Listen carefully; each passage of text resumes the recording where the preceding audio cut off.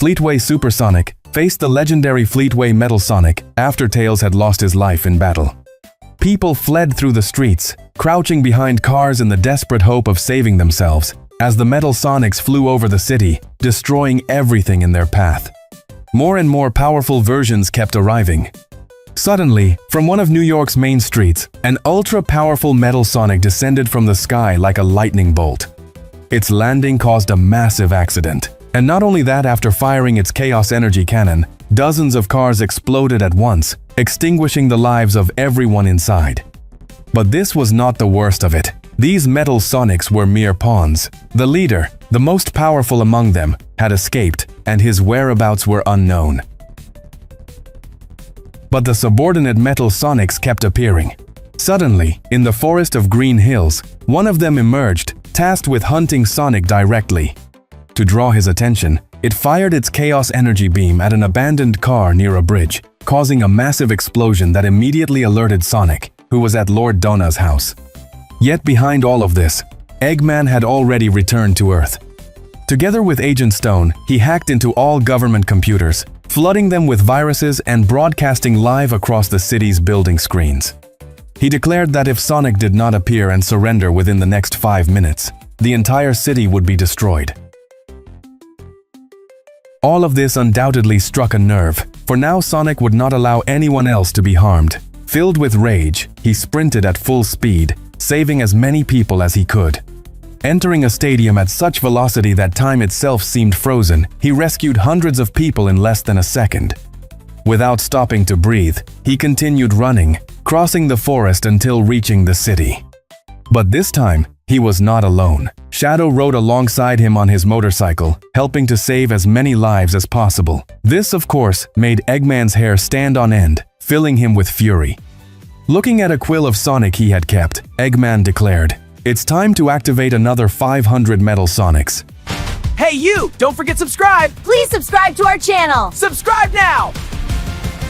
Learning of all this, Amy Rose arrived before Sonic and told him to stay on guard and prepared for the worst.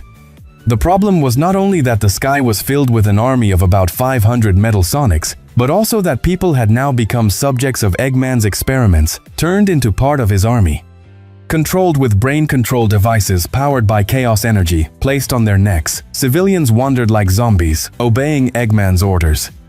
Knowing he could not simply run through the city since the Metal Sonics would attack him and the people would be in danger, Sonic asked Tails to fly him into the battlefield to fight the Metal Sonics in the air.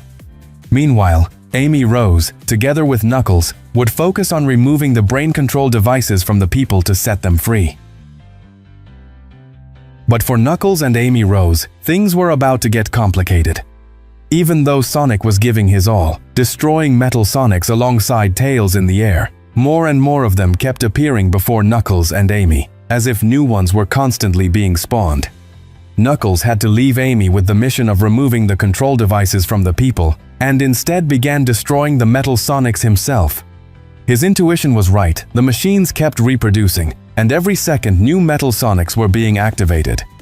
Meanwhile, Lord Donna discovered Eggman's hideout. There, Eggman not only had 1, but 4 of Sonic's quills stored in containment capsules. With them, he was not just activating 50 Metal Sonics per minute, he was preparing to create a massive army of giant robots. Within minutes, everything had turned into disaster. The battlefield was the devastated city, filled with rubble, clouds of dust, and flames everywhere. Even though chaos reigned and both Metal Sonics and giant robots kept appearing, Sonic never stopped saving people in the midst of battle. At that exact moment, while piloting his plane, Tails received a call, "No more will come." Now it all depends on you. It was Lord Donna who had surprised Eggman from behind and halted the production of Metal Sonics. Taking advantage of this, Tails used his Chaos Energy radar device to detect the principal Metal Sonic.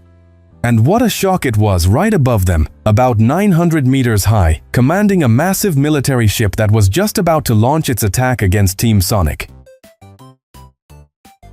Sonic could not reach the ship while dodging the shots and defending the people at the same time.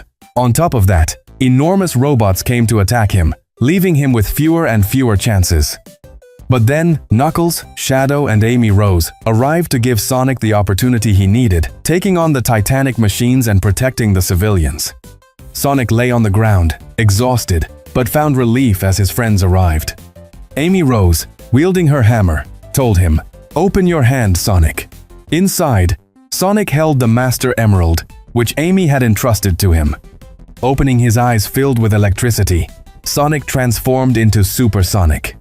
Flying at incredible speed, he pierced through the ship with his body, destroying it completely. But this unleashed the true enemy from hiding, the legendary FLEETWAY Emperor METALLIX, whose power far surpassed even that of Super Sonic. "Those who fear death should never be born," Sonic declared, unleashing his power to the maximum as the final battle began. Hey, Super no Sonic olviden gave suscribirse al everything canal against y FLEETWAY denle un buen Emperor like a este METALLIX. video. But the worst part was not that his attacks had no effect. It was that the robotic hedgehog's programming allowed him to copy all of Sonic's moves and use them instantly against him with quintupled strength. From space, the massive explosions could be seen as Emperor slammed Super Sonic into the ground again and again.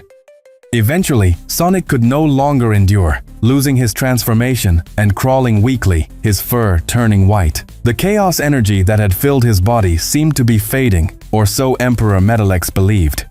In truth, Sonic was expelling his own energy to replace it with the very power he was siphoning from Emperor METALLIX. And now, we saw Sonic in his new state. FLEETWAY Super Sonic had arrived to the battle. Both FLEETWAYs now clashed in a battle to the death, and Sonic was no longer at a disadvantage. His strikes, once ineffective, now began to pierce through Emperor METALLIX's defenses, forcing the mechanical tyrant to slow his relentless rhythm of combat.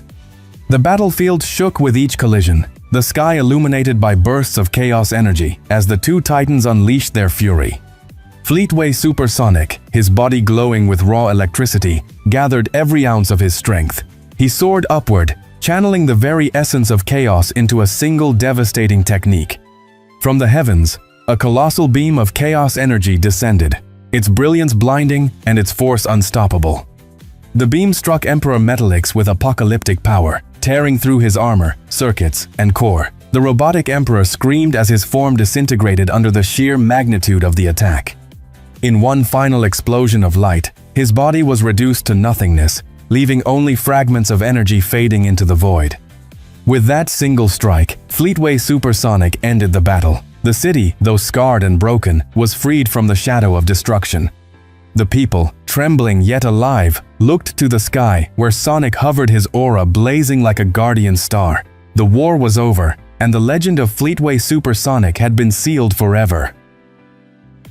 But it does not end here. The movie would have a post-credits scene. Now, on the basketball court just 2 blocks away from the baseball stadium where Sonic caused the energy wave in Sonic 1, we see a ring portal open. From it, a resonant voice declares, "It seems my messenger METALLIX achieved nothing. Now, it's my turn." From the portal emerges Silver the Hedgehog, the next and most powerful villain Sonic will face. Remember, this video, just like all of my videos, is nothing more than a theory created by me, with much love and with the sole purpose of entertaining you. If you want more videos like these, please ask me in the comments, and soon I will be bringing them to you.